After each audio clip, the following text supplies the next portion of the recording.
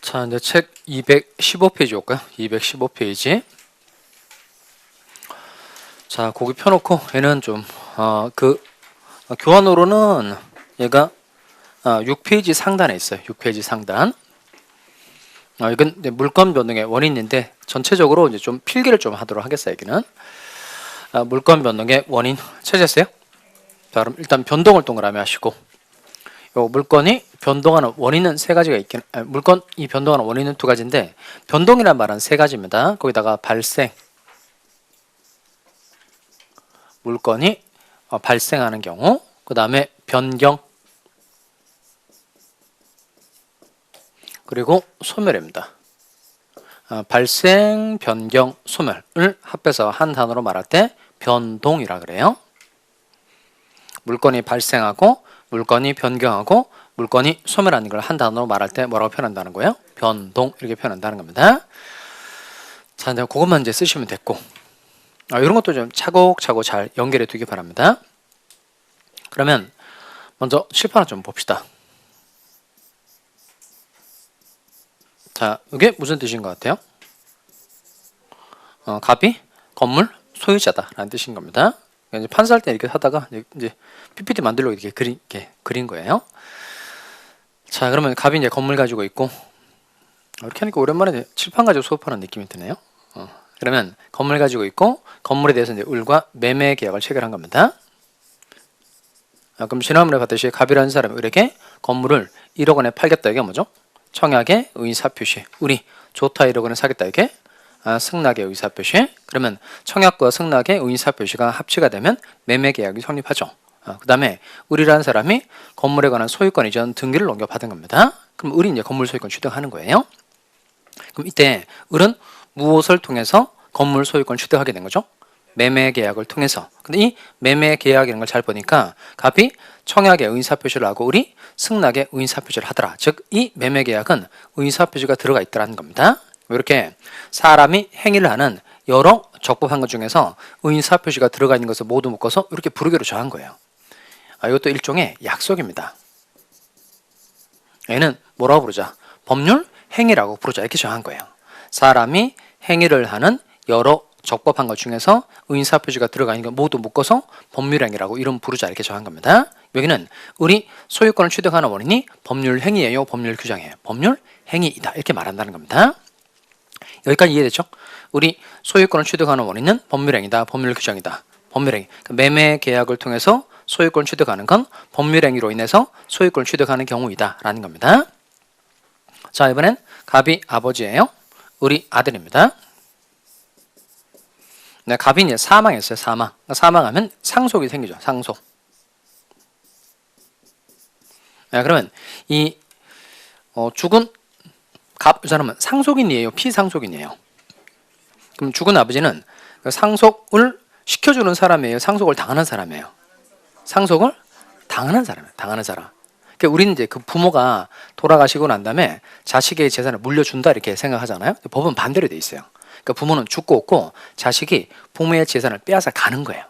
그러니까 자식은 상속하는 사람이고 부모는 자식에 의해서 재산의 빼앗김을 당하는 사람인 겁니다. 죽는 것도 서러운데 재산의 빼앗김을 당하는 걸로 법은 그렇게 생각한다는 거예요. 그러니까 요 갑은 상속시켜주는 사람이니까 상속인 이렇게 이해하시면 안 됩니다. 갑은 상속을 당하는 사람이니까 갑의 이름 뭐죠? 피상속인. 상속을 당하는 사람이다. 피상속인. 그러니까 자식은 부모의 재산을 빼앗아 가는 거죠. 상속하는 사람이니까 요 아들은 뭐가 되는 거죠? 이게 상속인이 되는 겁니다. 자, 그럼 이때 요 을이 소유권을 취득하는 시점은 언제일까요? 갑이 뭐 했을 때? 사망했을 때. 갑이 사망했을 때. 그다음 요 상속은 지금 갑이라는 사람이 살아생전에 을에게 건물 주겠다라고 의사표시를 한 적이 있어요, 없어요? 없죠. 그럼 살아있을 때 건물 주도록 하는 것도 되긴 되거든요. 걔는 유증이라 그래요. 유증.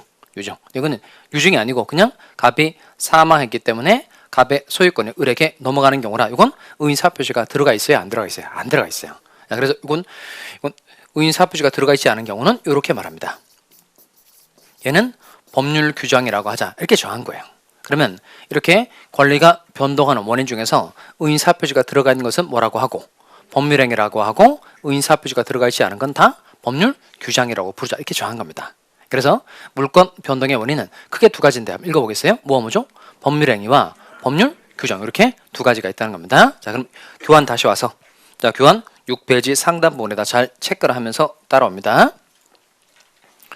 자, 다시 칠판 다시 네, 6페이지 상단 찾으셨죠?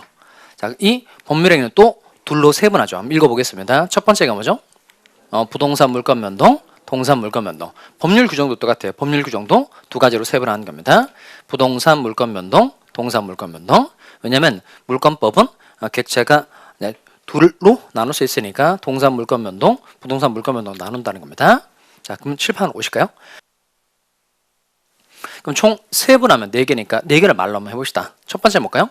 법률 행위로 인한 부동산 물권 변동. 두 번째는 법률 행위로 인한 동산 물권 변동. 세 번째는 법률 규정에 의한 부동산 물권 변동. 네 번째는 법률 규정에 의한 동산 물권 변동. 이게 네 가지로 나눈다는 겁니다. 그럼 시험에 중요한 건 동산 물권 변동이 중요할까요? 부동산 물권 변동이 중요할까요?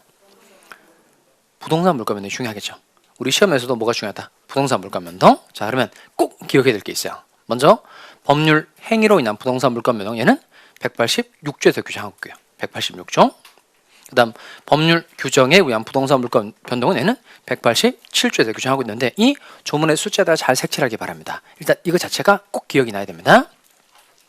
왜냐하면 법률 행위로 인한 부동산 물권 변동을 186조에 의한 물권 변동이다 이렇게도 부릅니다. 또 법률 규정에 의한 부동산 물권 변동을 187조에 의한 물권 변동이다 이렇게도 불러요. 그러니까 조문의 숫자 좀 잘 기억합니다. 그럼 조문 중요하다 그랬으니까 조문 한번 찾아볼까요? 자, 먼저 여러분 책으로 216페이지 넘어가고 216. 자, 거기 216페이지 제일 상단에 올라오시면 186조 조문 있죠. 부동산에 관한 조문 찾으세요? 같이 한번 읽어보겠습니다. 시작.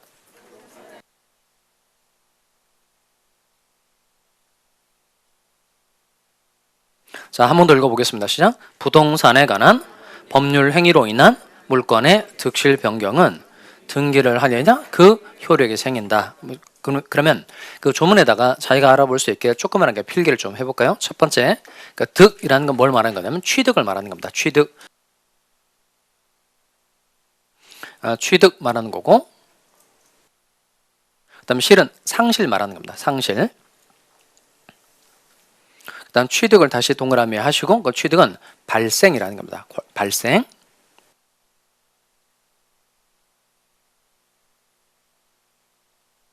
그리고 상실은 다시 동그라미 하시고 걔는 소멸입니다. 소멸. 그럼 결국 해보면 이 득실 변경이라는 건 물건이 발생하고 변경하고 소멸하는 거 말하는 거죠. 근데 아까 발생, 변경, 소멸을 합해서 한 단어로 말할 때 뭐라고 말한다 그랬죠? 변동이라고 말한다 그랬죠. 그러면 이제 그 득실 변경을 결국 한자로 줄이면 뭐가 되는 거예요?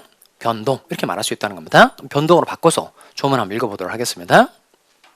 자, 다시 186조 한번 읽어보겠습니다. 시작. 부동산에 관한 법률 행위로 인한 물건의 변동은 등기를 하여야 그 효력이 생긴다. 등기 동그라미하고 효력이 생긴다. 미줄합시다. 그럼 등기가 효력 발생 요건이라는 걸 알 수 있죠. 그러니까 등기해야만 물건의 효력이 발생하게 된다는 겁니다.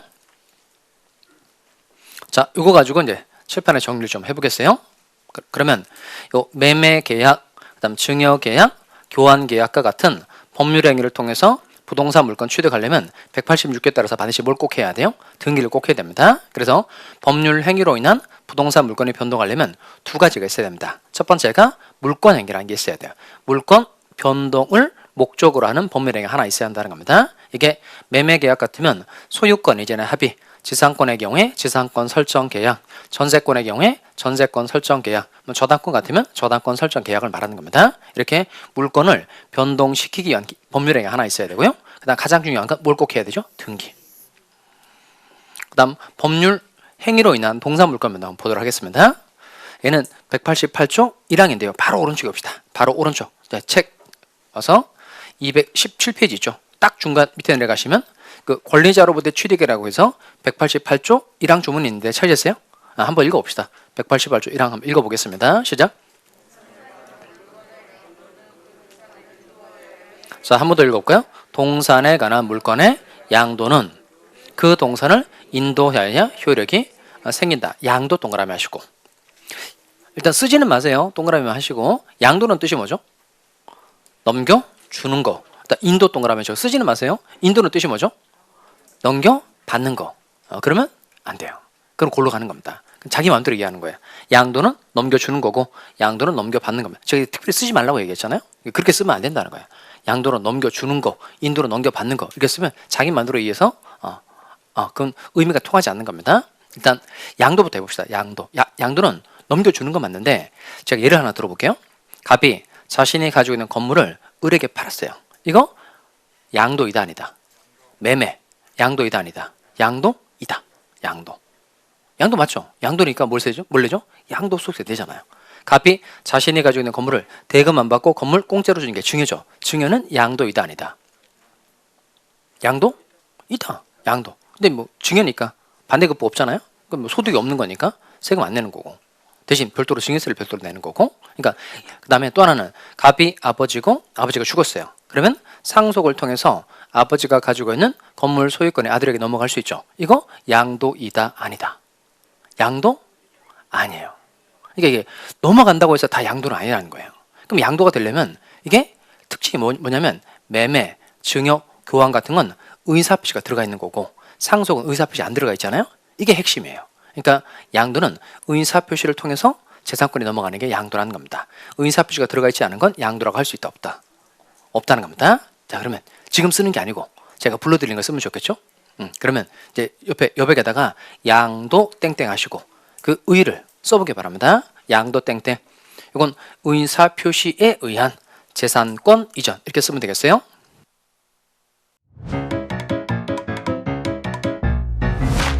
에듀윌 유료 회원만의 명품 교수 서비스.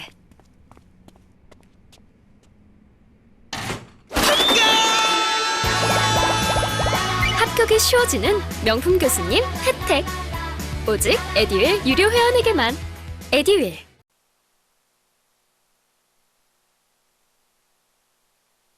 다시 양도 땡땡 의사표시에 의한 재산권 이전. 쓰셨어요? 반드시 그 말이 꼭 들어가야 됩니다. 뭐에 의해서? 의사표시에 의해서. 재산권이라는 건 다 통칭하는 단어입니다. 동산, 부동산, 권리, 이런 거 다 통틀어서 말할 때 재산권이라고 그래요. 그래서 의사표시에 의해서 재산권이 넘어가는 것 뭐라고 표현한다는 거예요? 양도. 인도 땡땡. 인도는 뭘까요? 인도도 넘겨주는 겁니다. 넘겨주는 건데 얘는 써볼까요? 사실상의 지배를 이전하는 것. 사실상의 지배를 이전하는 것. 물건 배달하는 거 생각하시면 되겠습니다. 물건 번쩍 들어다가 갖다 주러 가는 것처럼 내가 그 물건에 대해서 가지고 있는 사실상의 지배를 다른 사람에게 넘겨주는 걸 이걸 인도라고 표현한다는 겁니다. 자, 그렇게 필기를 하셨으면 다시 칠판으로 옵시다. 그러면 또 똑같이 매매 계약을 통해서, 증여 계약을 통해서, 인도, 그 다음 교환 계약을 통해서 동산, 소유권 취득하게 됐다는 겁니다. 여기도 마찬가지로 물건 변동을 목적으로 한 법률행위 하나 해야 되죠. 이게 물건행위라는 거고, 이때는 반드시 무엇을 해야 효력이 생기는 거예요? 인도. 그럼 전체적으로 크게 한번 살펴봅시다. 그러면 법률행위를 통해서 물건을 취득을 하려면 등기 인도라는 걸 꼭 갖춰야만 물건 변동의 효력이 생긴다는 거예요. 그럼 아까 중요하게 배웠던 단어가 뭐냐면, 지금 갑이 가지고 있는 건물 소유권이 을에게 넘어간 겁니다. 갑이 가지고 있는 동산 소유권 을에게 넘어간 거예요. 그러면 등기나 인도를 통해서 을이 배타적으로 지배하게 됐다는 걸 알려줘야 된다 그랬죠. 그러니까 이게 물건이 변동한 경우에 이를 외부에 알려주어야 한다. 이게 무슨 원칙이죠? 이게 공시의 원칙. 물건이 변동한 경우에 이를 외부에 알려주어야 한다. 이게 무슨 원칙? 공시 원칙. 그중에서 특히 이게 중요합니다. 우리 민법은 등기 인도라는 공시 방법을 갖추었을 때에만 물건 변동의 효력을 인정해 준다고 해서 이걸 이렇게 표현합니다. 무슨 요건주의? 성립 요건주의라 그래요. 무슨 주의라고 한다고요? 성립 요건주의. 다시 등기라는 공시 방법, 인도라는 공시 방법을 갖추었을 때에만 물건 변동의 효력을 인정해 주는 걸 이걸 성립 요건주의라고 하고요. 거기다가 필기 하나 더 해봅시다. 이걸 형식주의라고도 그래요. 형식주의라고도 표현합니다. 제가 처음 공부할 땐 형식주의라는 말을 일반적으로 많이 배웠는데 지금은 이 형식주의라는 말 대신 성립요건주의라는 말을 훨씬 더 일반적으로 많이 사용합니다. 자, 여기까지가 법률 행위를 통해서 물건이 변동하는 경우고요. 그다음에 이쪽에 이제 여기는 법률 규정입니다. 법률 규정. 그러면 다시 왼쪽으로 오실까요? 왼쪽 페이지로 오시면 책 페이지로 와서 216 그러면 이때 법률 규정에 의한 부동산 물건 변동은 몇 조에서 규정하고 있죠? 187조. 187조 조문 읽어보겠습니다. 187조 조문 같이 한번 읽어보겠습니다. 찾으셨죠? 같이 본문만 읽어보겠습니다. 본문만 같이 한번 읽어보겠습니다. 시작. 상소, 공용징수, 판결, 경매.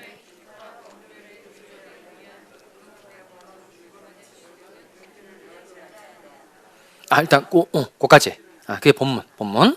자, 먼저 이게 세트입니다. 상, 공, 판, 경 이렇게 되죠. 상 뭐죠? 상소. 그러니까 상속으로 인해서 공용징수. 공용징수는 뭐 생각하면 되냐면 토지 수용 생각하시면 돼요. 토지 수용됐을 때 그럼 토지 수용. 국가가 공익 목적을 위해서 갑의 토지를 수용을 한 겁니다. 이게 이제 공용징수의 대표적이고 판결이죠. 뭐 공유하고 있는 물건 법원에서 공유물 분할 판결 내려준 거 생각하시면 되고 경 뭘까요? 경매. 이렇게 네 가지가 세트입니다. 상, 공, 판, 경. 상속, 공용징수, 판결, 경매, 기타 법률 규정에 의한 부동산에 관한 물건의 취득은 등기를 요하지 아니한다 이렇게 되죠. 취득 동그라미 하고 이 키워드입니다. 그러면 법률 규정에 의해서 부동산 물건 취득할 땐 등기가 필요해요? 필요 없어요? 필요 없다는 겁니다. 아까 상속의 경우 상속의 경우에는 갑이 사망만 하면 을이 그냥 소유권 취득하는 거고 을이 소유권 취득할 때 등기 필요하다 필요 없다 필요 없다는 겁니다. 이렇게 상속, 공용징수, 판결, 경매 기타 법률 규정에 의한 부동산 물건 취득 시에는 등기가 필요해요? 필요 없어요? 필요 없다는 겁니다. 단서 그러나 등기하지 아니하면 이를 처분하지 못한다 이렇게 되죠. 등기하지 아니하면 이를 처분하지 못한다. 그럼 결국 처분을 하려면 뭘 해야 돼요? 등기해야 된다는 겁니다. 그러니까 뭐 할 때는 등기가 필요가 없고 취득할 때는 등기가 필요가 없고 처분할 때는 등기해줘야 된다는 겁니다. 자, 그러면 이때 186조하고 187조의 결정적인 차이점은 뭘까요? 뭐가 차이점이죠? 그쵸. 일단 이게 물건 변동의 원인이 법률 행위인지 법률 규정인지는 뭐가 있고 없고의 차이예요? 의사표시가 있고 없고. 그럼 이때 우리 소유권 취득한 건 맞는데 요 갑과 의 법률 행위, 갑과 의 과정 중에 의사표시가 들어가 있다. 그럼 이 물건 취득의 원인이 뭐가 되는 거죠? 법률 행위가 되는 거고 의사표시가 안 들어가 있다면 법률 규정 이렇게 분류한다는 겁니다. 그 다음에 이때 법률 행위로 인한 부동산 물건 변동이다. 이때는 몇 조가 적용되죠? 186조. 이때는 반드시 물건 취득하려면 등기해야 돼요? 할 필요 없어요? 해야 돼요. 그 다음 의사표시가 들어가 있지 않다. 그럼 얘는 법률 규정에 의한 부동산 물건 변동이고 이때는 몇 조에 따라서 187조에 따라서 등기가 필요해요? 필요 없어요? 필요 없다는 겁니다. 다만 법률 규정에 의한 부동산 물건 변동인데 물건 취득할 때 등기를 해야 되는 게 딱 하나 있기는 해요. 그게 이겁니다. 점유취득쇼입니다. 점유취득쇼. 점유취득쇼는 조문 하나 쓸까요? 여기 245조 1항 이렇게 쓰시면 되겠어요. 245조 1항 20년간 소유의 의사로 평온 공연하게 부동산을 점유하는 자는 등기함으로써 그 소유권을 취득한다 이렇게 돼 있어요. 등기함으로써 그 소유권을 취득한다. 그래서 점유취득시를 통해서 소유권 취득할 때는 반드시 꼭 등기해야 된다는 예외가 딱 하나 있다는 겁니다. 자, 그리고 법률 규정에 의한 동산 물건 변동은 소유권 파트 할 때 개별적으로 한번 보도록 하겠어요. 일단 취득시효도 있고요. 그 취득시효를 통해서 동산 소유권 취득할 수 있고 선의 취득이라는 것도 있어요. 그 다음에 선점, 습득, 발견 세 가지는 세트입니다. 무주물 선점, 유실물 습득, 매장물 발견 그리고 첨부 제도라고 해서 세 가지 부합, 혼화, 가공 이건 다 소유권 파트 할 때 개별적으로 다 설명 한 번씩 다 드리도록 하겠습니다. 자, 그럼 여러분이 기억해야 될 건 뭐냐면 이렇게 분류를 하는 이유는 뭐냐면 이 물건 변동의 원인이 이게 크게 두 가지밖에 없다는 겁니다. 뭐라는 거죠? 법률 행위하고 법률 규정. 자, 그러면 이 조문은 꼭 기억을 하고 계셔야 됩니다. 제가 나올 때마다 계속 언급해 드리도록 하겠어요. 그럼 먼저 법률 행위로 인한 부동산 물건 변동은 몇 조라고요? 186조. 그러면 법률 행위로 인한 부동산 물건이 변동하려면 반드시 뭘 꼭 해야 돼요? 등기를 꼭 해야 된다. 그리고 법률 규정에 의한 부동산 물건 변동은 몇 조에서 규정하고 있어요? 187조. 조문이 상, 공, 판, 경 이렇게 되어 있다는 겁니다. 상속, 공용징수, 판결, 경매, 기타 법률 규정에 의한 부동산 물건 취득 시에는 등기가 필요하다, 필요 없다, 필요 없다 이겁니다. 아무리 유명하시더라도 저랑 공부 스타일이 안 맞으면 그냥 안 맞더라고요. 에듀 유료 회원이면 교수님들을 고를 수 있으니까 과목별로 나만의 드림팀을 만든 느낌, 저랑 꼭 맞는 교수님을 선택할 수 있었던 게 합격 비법이었던 것 같아요. 자, 그러면 오늘 계속 물건에 관한 내용을 계속 들었는데, 먼저 물건의 뜻이 뭐였었죠? 처음으로 다시 가서 사람이 물건을 직접 지배하는 권리. 그리고 이 민법상 물건의 종류가 몇 가지 있다 그랬죠? 8가지. 그 중에 우리가 7개 공부한다 그랬죠? 자, 그러면 개별 물건 한번 읽어봅시다. 첫 번째, 점유권, 그리고 소유권, 그리고 지상권, 지역권, 전세권, 유치권, 저당권, 이렇게 총 7가지. 그러니까 물권법은 뭐 체계라는 게 없어요. 그냥 이거 자체가 그냥 체계인 거야. 그러니까 점유권 배우고, 그다음 소유권 하고, 그다음 지상권, 지역권, 전세권 하고, 그다음 유치권, 저당, 이렇게 순서대로 공부를 하시면 된다는 겁니다. 그럼 첫 번째 개별 물건으로 이제 점유권부터 좀 보도록 하겠어요. 자, 그럼 여러분 가지고 있는 기초 입문서 218페이지를 펴놓고 여기는 책을 먼저 좀 읽고 가도록 하겠습니다. 책 없으신 분은 그 동영상만 가지고 보시는 분은 좀 잠깐 대기하시면 되고, 책 가지고 계신 분들은 책을 한번 읽고 제가 설명을 드리도록 하겠습니다. 218페이지 쭉 가시면 거기 점유권의 의라고 되어 있죠. 거기 보시면 동그라미 1번, 2번에서 1번은 의고 2번은 구체적인 예가 나오는데 거기까지 쭉 한번 읽어보세요. 한 번만 읽어봅니다.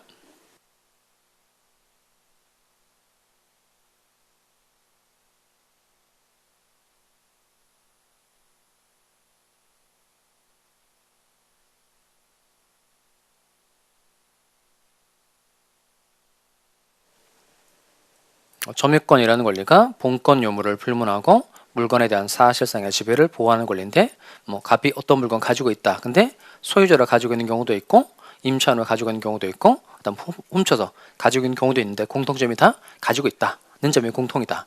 그 가지고 있다는 사실상들을 보호해주자. 그게 점유권이다. 그런 내용이 쓰여져 있는 거죠. 자, 그럼 7번 한번 봅시다. 점유권의 개념은 제가 항상 개 사례 가지고 설명하니까 잘 따라오세요. 자, 갑이 개 한 마리 가지고 있어요. 근데 갑이라는 사람이 이 개를 가지게 된 이유는 뭐 여러 가지가 있어요. 먼저 이 사람이 소유자이기 때문에 개를 가지고 있다는 겁니다. 이런 경우 제일 많죠. 개를 사서 가지고 있는 경우 제일 많고, 그 다음에 이번엔 개를 빌려서 가지고 있는 경우, 임차해서 가지고 있는 경우, 그 다음에 보니까 이 남의 개가 엄청 이쁜 거야. 그래서 이 개를 이렇게 한 거야. 개를 이제 세뱃다는 겁니다. 훔쳐서 가지고 있다는 겁니다. 요 세 가지의 공통점은 뭘까요? 다 갑이 개를 뭐하고 있다? 가지고 있다는 겁니다. 그럼 이때 가지고 있다는 건 법적으로 표현할 때 어떻게 말할까요? 가지고 있다. 이건 바로 점유하고 있다고 말하지 않고 이렇게 표현합니다. 사실상 지배하고 있다 이렇게 표현합니다. 사실상 지배하고 있다 이렇게 표현한다는 겁니다. 그러면 이 설명 계속 들으면 돼요. 자, 그러면 이때 요 첫 번째하고 두 번째는 갑이 개를 가질 만한 정당한 법적 근거가 있는 거예요, 없는 거예요? 있는 거죠. 그러니까 소유자로서 임차인으로서 소유권에 기해서 또는 임차권에 근거해서 개를 가지고 있는 거니까 개를 가질 만한 정당한 법적 근거가 있다는 겁니다. 이렇게 어떤 물건에 대한 사실상의 지배를 정당화시켜주는 법률상의 권리를 이렇게 말합니다. 이걸 본권이라고 그래요. 다시 어떤 물건에 대한 사실상의 지배를 정당화시켜주는 법률상의 권리, 이걸 본권이라고 말한다는 겁니다. 이 첫 번째하고 두 번째는 본권이 있는 경우고요. 요 세 번째는 훈시거니까 이건 갑이 개를 가질 만한 정당한 법적 근거가 있어요, 없어요? 없죠. 여기는 본권이 없는 경우라는 겁니다. 근데 잘 보셔야 될 건 뭐냐면 이때 본권이 있든지 없든지 상관없이 갑이 지금 개를 뭐하고 있죠? 가지고 있죠. 이렇게 본권 유무를 불문하고 물건에 대한 사실상의 지배를 하면 인정해 주는 권리가 이게 점유권이라는 겁니다. 다시 뭘 불문하고? 본권 유무를 불문하고 물건에 대한 사실상의 지배를 보호하는 권리, 이게 바로 점유권이라는 겁니다. 그래서 여기 교환에 불문한다는 걸 잘 색칠해 두시기 바랍니다. 본권 유무를 불문하고. 근데 그 점유권 공부할 때 그 책에 자꾸 본권이라는 말이 나오거든요. 그 본권이 잘 이해가 되지 않으니까 본권 자리에 이걸 집어넣으면 돼요. 소유권을 집어넣으면 됩니다. 그러니까 이 사람에게 소유권이 있든지 없든지 상관없이 물건을 가지고 있기만 하면 갑이라는 사람에게 이 점유권이라는 권리를 줘서 보호를 해준다는 겁니다. 다시 뭘 불문하고? 본권 유무를 불문하고 물건을 가지고 있기만 하면 인정해주는 권리가 바로 뭐라고요? 이게 점유권이라는 겁니다.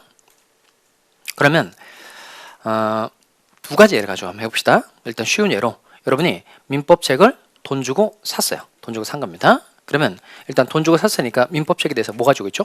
소유권 가지고 있죠. 소유권 가지고 있으니까 일단 뭐가 있을까요? 본권이 있는 겁니다. 그다음에 수업 받는 동안에 이 민법책을 쓰고 있어요. 그럼 이 소유권 말고 여러분에게 인정해주는 물건이 있다는 겁니다. 그게 뭐죠? 지금 쓰고 있으니까 사실상 지배하고 있으니까 여러분에게 뭐가 인정이 된다는 거예요? 점유권 인정이 된다는 겁니다. 그러면 이렇게 본권 이시 물건을 가지고 있는 경우도 있고 또 본권 없는 경우도 있죠. 대표적으로 그 책상 의자 여러분 지금 쓰고 있죠. 책상 의자 쓰고 있는데 여러분에게 법적으로 소유권이 있어요, 없어요? 없죠. 그러니까 본권은 없는 거예요. 근데 수업 받는 동안에 여러분이 책상 의자를 쓰고 있다는 겁니다. 그럼 뭐는 있는 거죠? 점유권이 있는 겁니다. 점유권. 그럼 이게 점유권의 특징이라는 거예요. 이 사람에게 소유권이 있든지 없든지 상관없이 물건을 쓰기만 하면, 물건을 사실상 지배하고 있기만 하면 인정해 주는 권리가, 이게 바로 뭐라는 거예요? 점유권. 그러면 대표적으로 본권 이시 물건을 가지고 있을 때 보호되는 내용하고 본권 없을 때에도 물건 가지고 있으면 똑같이 보호를 해준다는 거야. 대표적으로 아까 민법책을 돈 주고 사서 이제 지금 쓰고 있어요. 근데 다른 사람이 민법책 가져간 겁니다. 그러면 이때 갑이라는 사람이 이 민법책 돌려달라고 말할 수 있죠. 근거는 몇 가지일까요? 두 가지예요. 먼저 소유자니까 소유권에 의해서 반환 청구할 수 있죠. 근데 이거 외에 또 뭐가 인정이 될까요? 점유권. 내가 지금 잘 쓰고 있는 걸 네가 가져갔으니까 나의 점유권을 침해했으니까 아까 봤던 물권원 청구권 행사할 수 있죠. 점유권이 침해됐으니까 점유권에 기한 반환 청구도 할 수 있다, 없다? 있다. 그럼 밑에 본권 이시 물건 가지고 있는 사람 당연히 물권원 청구권 행사할 수 있어요, 없어요? 있어요. 그다음 본권 없는 경우도 똑같아요. 아까 책상하고 의자 여러분에게 소유권 없다 그랬죠. 근데 지금 수업 받는 동안 쓰고 있는데 잠깐 쉬는 시간에 나갔다 왔더니 다른 사람이 자기 자리에 앉아 있는 거예요. 그럼 이 사람한테 이거 제 자리인데요? 이렇게 말할 수 있어요, 없어요? 없어요? 그 사람 얼굴로 보고 내가 막 피해야 돼요? 그렇지 않잖아요.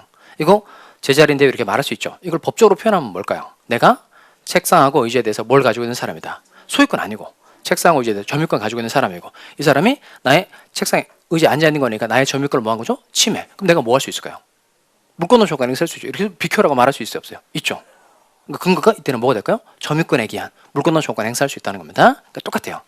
본권이 있든지 없든지 상관없이 물건을 사실상 지배하고 있기만 하면 뭐가 인정이 된다? 점유권이 인정이 된다는 겁니다. 그리고 이 사실상의 지배가 있으면 6가지 내용으로 점유하는 사람을 보호를 해줘요. 자, 그래서 이 점유권의 의 한번 읽어봅시다. 천천히 읽어보겠어요. 시작. 본권 유무를 불문하고 물건에 대한 사실상의 지배를 보호하는 권리. 한 번 더 읽어볼까요? 본권 유무를 불문하고 물건에 대한 사실상의 지배를 보호하는 권리. 자, 그러면 이제 점유권 부분을 공부할 때는 이 사람에게 소유권이 있었느냐 없었냐를 생각하면 될까 안 될까? 안 돼. 이거 별로 중요하지 않다 그랬으니까 그냥 이 사람이 물건을 가지고 있다는 사실적인 측면만 보고 이 사람한테 어떤 보호가 이루어질까? 이것만 생각하고 점유권 부분을 공부해야 이해하기 좋아진다는 겁니다. 다시 한번 더 읽어볼까요? 뭘 불문하고 본권 유무를 불문하고 물건에 대한 사실상의 지배를 보호하는 권리. 자, 요거 가지고 몇 가지 좀 해봅시다. 그럼 아까 임대차 해지하는 거 아까 봤으니까 그거 한번 해봅시다. 갑이 건물 가지고 있고 보증금 1,000만 원, 월세 30만 원 집을 내놨어요. 그러니까 일종의 청약을 한 겁니다. 우리 승낙을 해서 임대차 계약이 이루어진 거예요. 그럼 임차인은 임대차 계약을 통해서 그 건물을 쓰는 거죠. 일단 첫 번째, 임차인에게 본권이 있을까요, 없을까요? 본권 있죠. 그 본권이 뭘까요? 본권. 요거 임차권이 본권이죠. 자, 빌려서 쓰고 있는 거니까 일단 요 임차권 있죠? 임차권 이게 본권에 해당되는 겁니다. 그 다음에 지금 이 임차권 말고 지금 계속 건물 쓰고 있죠. 건물 쓰고 있으니까 뭐가 있죠? 점유권. 이때는 임대차 기간 중에 두 가지가 다 있는 겁니다. 뭐도 있죠?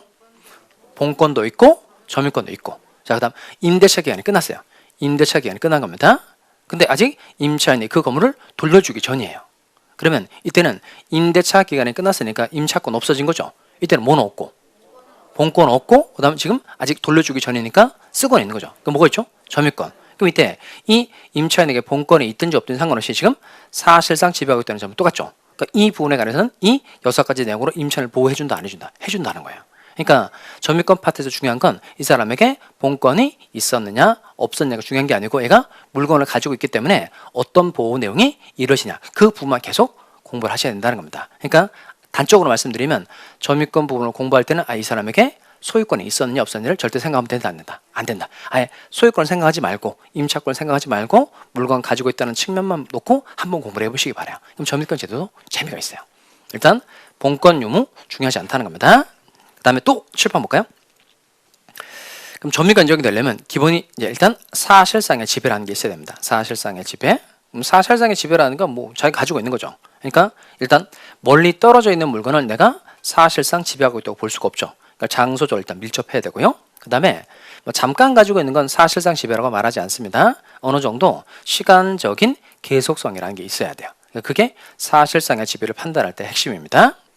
또 하나는 뭐냐면 이 사실상의 지배뿐만 아니라 점유 설정 의사라는 게 있어야 돼요.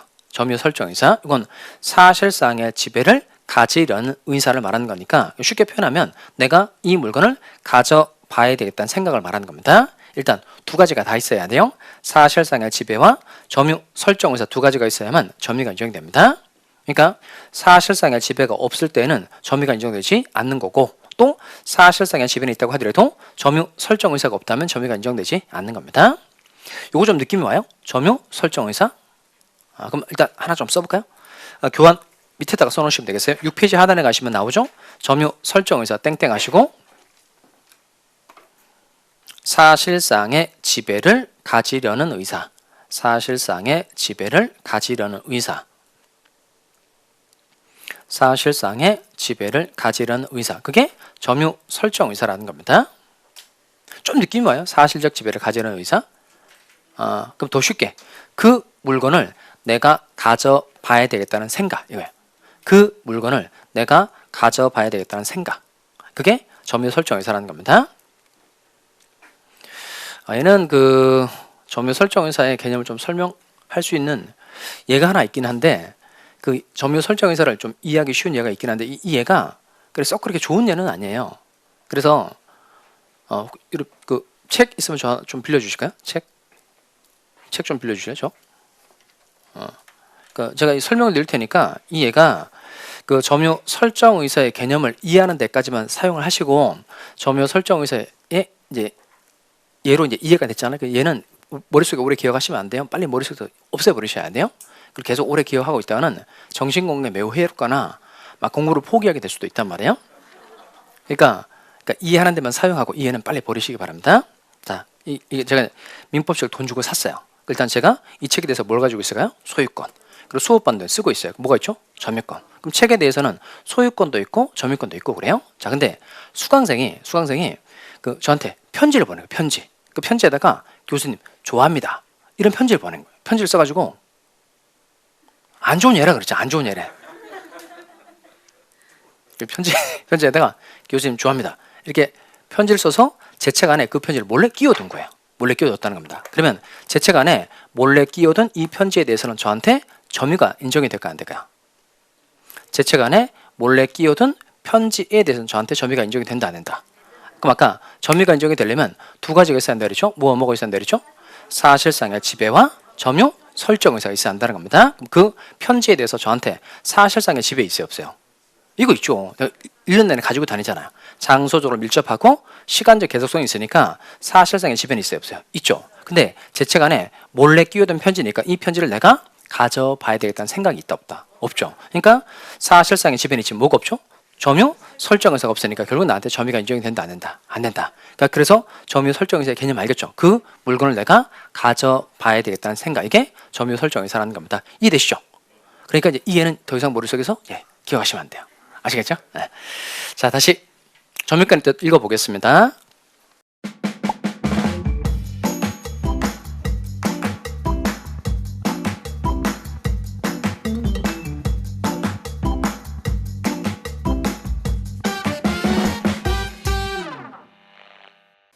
본권 유무를 불문하고, 다시 읽어보겠어요. 시작. 본권 유무를 불문하고 물건에 대한 사실상의 지배를 보호하는 권리.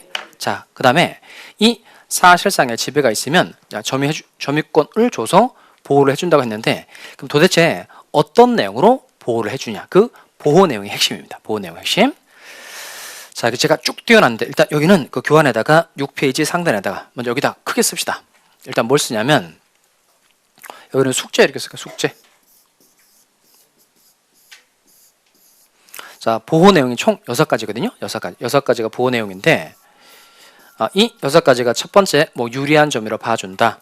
두 번째, 과실을 취득할 수 있다. 세 번째, 현존이익 한도에서 반환하면 된다. 네 번째, 비용 상한 청구할 수 있다. 5번째, 물권적 청구권 행사할 수 있다. 6번째, 자력구제할 수 있다. 근데 이게 6개인데도 이게 좀 문장으로 풀어져 있으니까 그러니까 한 손으로 딱 꿰기가 좀 어렵거든요. 그래서 이걸 여러분이 그 두 문자를 따든지 앞자를 따든지 아니면 이제 뭐 중요 키워드를 따든지 아니면 스토리텔링을 하든지 해서 암기 코드를 하나 만드는 거예요. 암기 코드를 만들어서 저한테 알려주는 겁니다. 그게 숙제. 그게 숙제. 여러분뿐만 아니라 인터넷 수강생도 숙제. 그래서 점유권의 보호 내용을 잘 조합을 해서 저한테 숙제 알려주시기 바랍니다. 숙제는 언제까지 해야 되는 거냐면 그 34회 시험 보기 전까지. 시험 보기 전까지.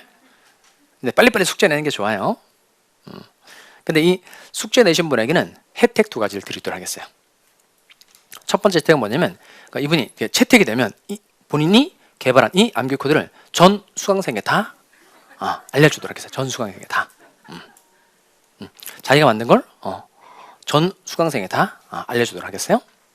그 다음 두 번째 혜택은 이게 더 중요하죠. 이게 당첨이 됐다. 이게 괜찮은 거다. 그러면 1차 시험 면제 혜택을 드리도록 하겠어요. 1차 시험 면제 혜택. 작년에도 아이디어가 좋아서 1차 시험 면제 혜택을 얻은 사람이 총 67명입니다. 그래서 이분은 1차 시험 면제 받고 시험 잘 통과를 했어요. 어제 얘기했더니 진짜예요? 이렇게. 제가 저희 직권으로 1차 시험 면제 혜택을 드리도록 하겠습니다. 이건 잘 조합을 해서 꼭 이 순서 아니어도 돼요. 이 내용을 잘 조합을 해서 점유권의 보호 내용 6가지를 꼭 자기 걸로 만들어 보자는 겁니다. 만들어서 꼭 알려주시기 바라요. 인터넷 수강생도 동일하게 혜택을 드리도록 하겠습니다. 지난번에 제 옛날에는 막 이런 거 잘 안 했거든요. 막 혜택을 주겠다 이런 거 잘 안 했는데 이제 그 공다방 촬영하다 보니까 저희 선생님들이 이제 홈쇼핑도 하게 됐어요. 공다방 촬영에서 프로그램 소개도 하고 이런 것도 하지만 이제 우리 프로그램 또 판매도 하거든요. 보셨어요? 그 매출이 엄청 좋아진 거예요. 그리고 내가 해보니까 저 개인적으로 뭐가 있냐면 내가 파는 기술이 좋구나. 물건 파는 기술이 좋구나. 그런 생각이 들더라고요. 그리고 팔아보니까 잘 팔리는 거예요.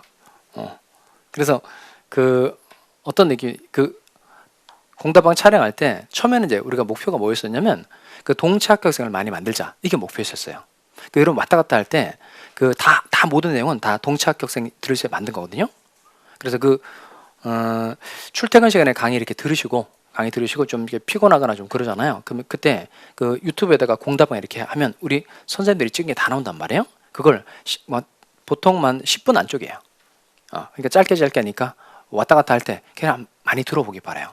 거기 각 교수님들이 자기 과목을 공부하는 방법, 그리고 이 시기에는 어떻게 접근을 하는 게 좋은지, 그리고 각 사람들의 상황에 따라서 뭐 전업주부, 직장인, 육아맘, 그다음에 전적으로 공부할 수 있는 사람에 맞게끔 다 내용을 다 유튜브 촬영 통해서 많이 알려드렸단 말이에요.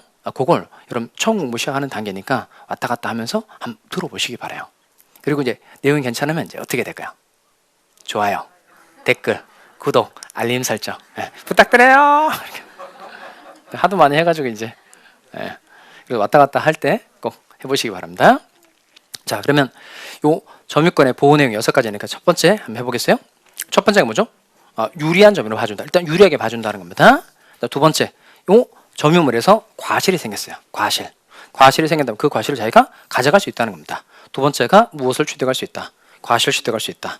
또 점유자의 잘못으로 점유물이 멸실이 됐다고 하더라도 이때 이익이 남아있는 한도 내에서 돌려주면 된다는 겁니다. 손해까지 다 물어줄 필요가 없고 현존이익 한도 내에서 반환하면 되는 경우가 있다는 겁니다. 그 다음에 요 점유하고 있는 물건에 이제 필요비를 들이거나 유익비를 들인 거예요. 그럼 그 비용도 상환해 달라고 청구할 수 있다는 겁니다. 그리고 점유권도 물건이죠. 점유권도 물건이니까 물건에 대한 뭐가 생기면, 침해가 생기면 뭘 행사할 수 있죠? 물권적 청구권 행사할 수 있다는 겁니다.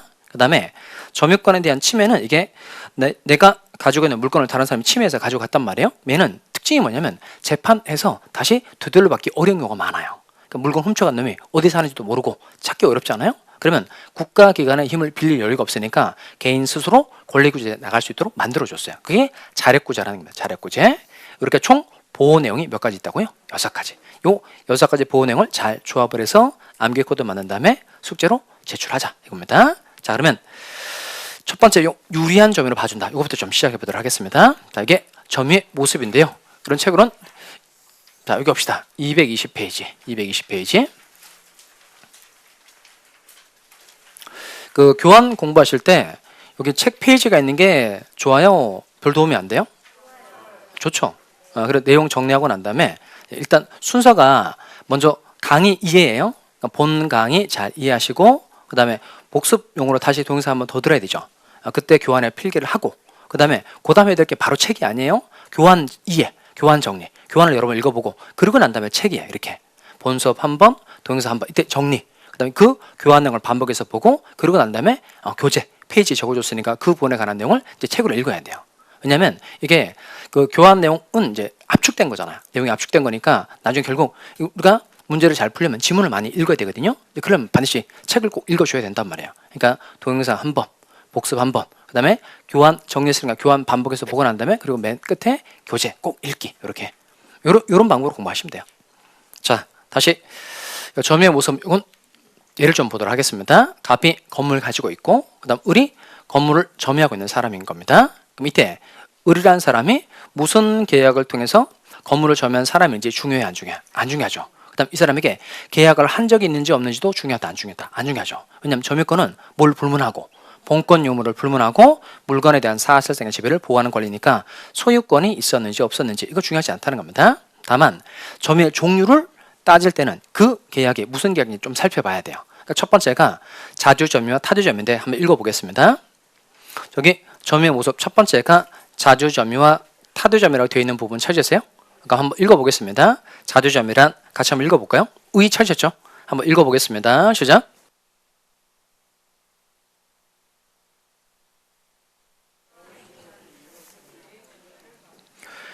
자, 그럼 여기는 키워드가 요거죠. 소유의 의사. 소유의 의사. 좀 읽어보니까 소유의 의사가 있다면 이거 무슨 점유인 거예요? 자주점유. 소유의 의사가 없다면 이거 타주점유가 된다는 겁니다. 소유의 의사가 있으면 자주점유, 소유의 의사가 없으면 타주점유. 그럼 이게 소유의 의사만 알면 자주점유인지 타주점유인지 금방 판단해낼 수 있어요, 없어요? 있죠. 자, 얘는 이게 키워드입니다. 타인의 소유권을 배척하고 이게 키워드예요.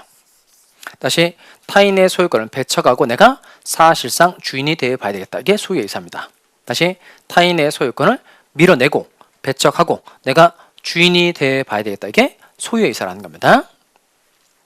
타인의 소유권을 배척하고 자기가 주인이 되어 봐야 되겠다. 이게 소유의 의사라는 겁니다. 자, 그러면 하나씩 또 보도록 하겠어요.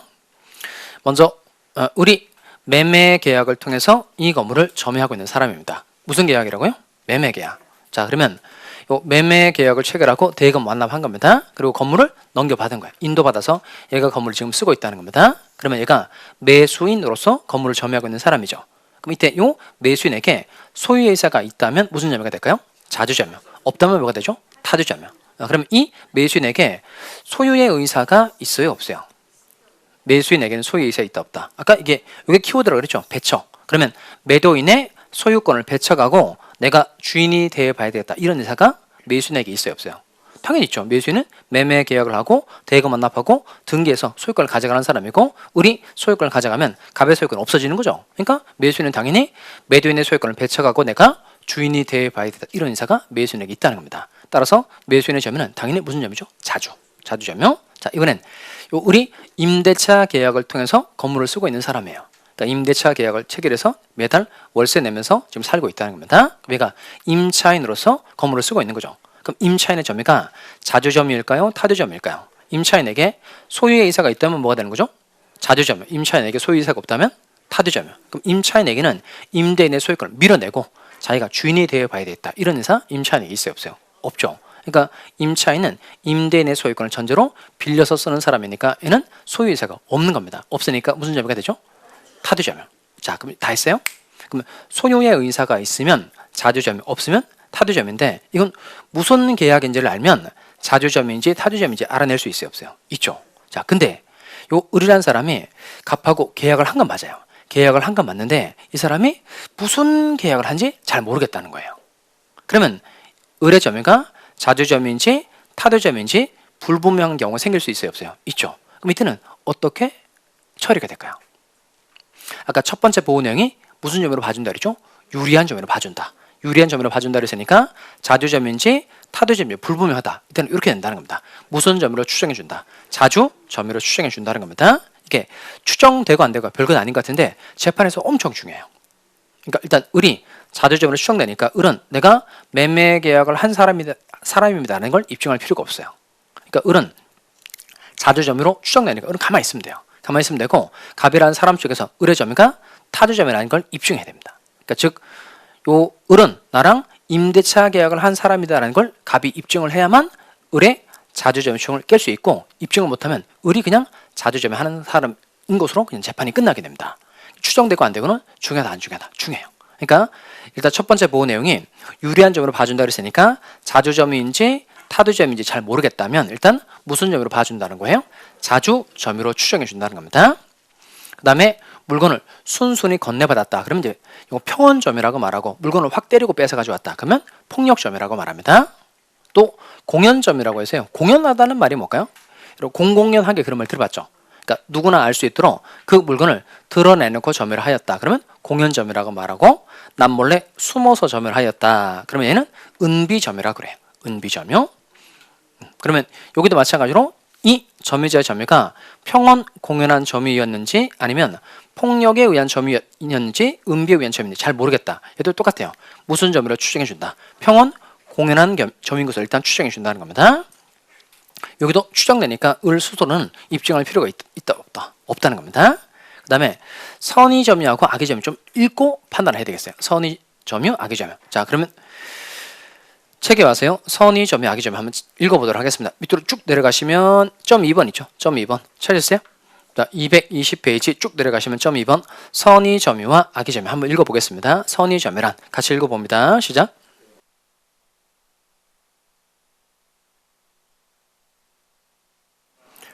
자 거기는 일단 먼저 그 본권 대신에 소유권으로 고치면 좀 이해하기 좋아집니다. 선의 점유란 소유권이 없음에도 불구하고 소유권이 있다고 믿고서 하는 점을 말한다. 믿고서 오신에다가 씁시다. 그게 키워드가 믿고서예요. 믿고서. 자 믿고서라는 단어가 키워드입니다. 자 그러면 소유권이 없는데 소유권이 있다고 믿고서 점유를 하였다. 아 이게 선의 점유라는 거예요. 그럼 7번 이제 오십시다. 이게 조금 주의해야 될 게 있는데 만약에 갑이 건물 가지고 있고 이제 을과 건물에 대해서 매매 계약을 체결한 겁니다. 그러니까 매매 계약을 통해서 을이 건물을 가지고 있어요. 자 근데 문제는 뭐냐면 이 계약에 무효 사유가 있고 취소 사유가 존재해요. 그러면 계약이 무효가 되거나 취소가 되면 소유권은 당연히 갑이라는 사람에게 되돌아가는 겁니다. 그럼 계약 무효는 처음부터 이 계약에 아무런 효력이 없다는 거고 취소는 일단 유효하다가 취소를 하게 되면 또 해제처럼 처음으로 거슬러 올라가서 효력이 없어지게 되는 겁니다. 그러면 계약이 무효가 되거나 취소가 되면 소유권은 당연히 누구에게 되돌아가는 거예요? 갑에게 되돌아가는 겁니다. 그러면 을이라는 사람에게는 소유권 자체가 있어요? 없어요? 없어요. 근데 을이라는 사람이 이 계약에 무효 사유가 있고 취소 사유가 존재하고 있는 건 맞는데 무효 사유가 있고 취소 사유가 있다는 걸 을이 모르고 있어요. 모르고 있으면 이 사람은 자기한테 소유권이 있다고 생각해요? 없다고 생각해요? 있다고 생각하죠. 실제로는 소유권이 있나요? 없나요? 없죠. 이렇게 실제로는 소유권이 없지만 소유권이 있다고 믿고서 점유를 하게 된다는 겁니다. 이게 무슨 점유라는 거예요? 선의 점유. 선의 점유. 그 다음에 이 계약에 무효 사유가 있고 취소 사유가 있다는 걸 을이 알고 있어요. 그럼 알고 있으면 을 스스로가 이런 경우는 나한테 소유권이 없는데 또는 소유권이 있는 거 없는 거나 있는 거에 없는 거 의심 정도를 하게 된다는 겁니다. 이건 악의 점유라고 한다는 겁니다. 이렇게 소유권이 없지만 소유권이 있다고 믿고서 하는 점유가 무슨 점유고 선의 점유고 소유권이 없다는 걸 알면서 또는 의심을 하면서 하는 점유가 무슨 점유다? 악의 점유라는 겁니다. 자, 그럼 여기도 마찬가지로요. 그럼 선의 점유인지 악의 점유인지 불분명하면 또 똑같아요. 이때도 무슨 점유로 봐주는 거죠? 선의 점유로 추정해 준다는 겁니다. 그리고 바로 오른쪽에 봅시다. 바로 오른쪽에 올라오시면 쭉 위에 가서 자, 책에 과실 있는 점유와 과실 없는 점유라고 되어 있는 부분 찾으셨어요? 자, 거기 앞에 밑줄 하면서 따라옵니다. 자, 그 첫 번째 본권이 없음에도 불구하고 본권이 있다고 오신까지 밑줄 하시고 거기다 써야 되겠네요. 이게 무슨 점이죠? 선의 점유. 본권이 없음에도 불구하고 본권이 있다고 오신 거기까지가 선의 점유인 거예요. 여러분 그렇게만 필기하시면 되겠어요. 그럼 이 선의 점유를 다시 또 둘로 나눌 수 있다는 거예요. 선의점유를 둘로 나눌 수 있다는 겁니다. 그럼 이 선의점유가 소유권이 없는데 소유권이 있다고 믿었다, 이게 선의점유라는 거예요. 그럼 이때 소유권이 없다고 믿은 것에 대해서 아무런 잘못이 없다, 이건 선의이면서 무과실의 점유다, 이렇게 말합니다. 그 다음에 소유권이 있다고 믿기는 믿었는데 잘못이 있다, 이건 선의이지만 과실이 있는 점이다, 이렇게 표현합니다. 그럼 여기도 마찬가지로 선의점인 건 맞는데 과실이 있는 점인지 없는 점인지 불분명한 경우 생길 수 있어요, 없어요? 있죠. 이때는 어떻게 될까요? 무과실의 점유로 추정되지 않아요. 이걸 잘 기억합니다. 그러니까 추정되는 건 여기까지만 색깔 칠해 놓은 부분까지만 추정되는 거니까 잘 색칠해 두기 바랍니다. 이건 입법자가 정한 거예요. 그러니까 이때 점유자를 유리하게 취급할 수 있는 건 맞는데, 이때는 요 선의까지만 유리하게 봐주고 요 과실 여부는 직접 입증하도록 하는 게 좋겠다, 이렇게 판단한 겁니다. 그래서 추정되는 걸 잘 기억합니다. 일단 점유자는 유리한 점으로 봐주는데 어떤 점으로 추정되는 거죠? 자주, 평온, 공연, 선의까지만 추정되고 무엇은 무과실은 추정되지 않는다. 꼭 기억합시다. 이는 모든 점유권 문제를 풀 때 기본입니다. 다시 첫 번째, 유리한 점으로 봐주는데 어떤 점으로 봐준다고요? 자주, 평온, 공연, 선의 점유로 추정된다, 이겁니다. 자, 그러면 여러분 이제 한번 해봐요. 칠판 보시고 소유의 의사가 있는 점유가 무슨 점이에요? 얘는 말할 정도면 되겠어요. 듣고 개념 말할 정도면 되겠습니다. 소유의 의사가 있는 점유가 무슨 점이죠? 자주 점유. 없는 점유가 타두 점유. 물건을 순순히 건네받은 점유가 평온 점유. 물건을 확 때리고 뺏어가지고 온 점유가 폭력 점유. 누구나 다 알 수 있도록 드러내놓고 한 점유가 공연 점유. 남몰래 숨어서 한 점유가 은비 점유. 소유권이 없는데 소유권이 믿은 점유가 선의 점유. 소유권 없다는 걸 알았다, 의심했다는 게 이게 악의 점유. 소유권이 있다고 믿는데 잘못이 없는 게 무과실의 점유. 소유권이 있다고 믿는데 잘못이 있는 게 과실 있는 점유. 이 중에 뭐가 추정된다 그랬죠? 자주, 평온, 공연, 선의까지는 추정된다, 이겁니다. 일단 여기까지 해두고 좀 쉬었다가 뒤에 나머지 보호 내용을 살펴보도록 하겠습니다. 공인중개사 합격! 에듀윌 합격 패스!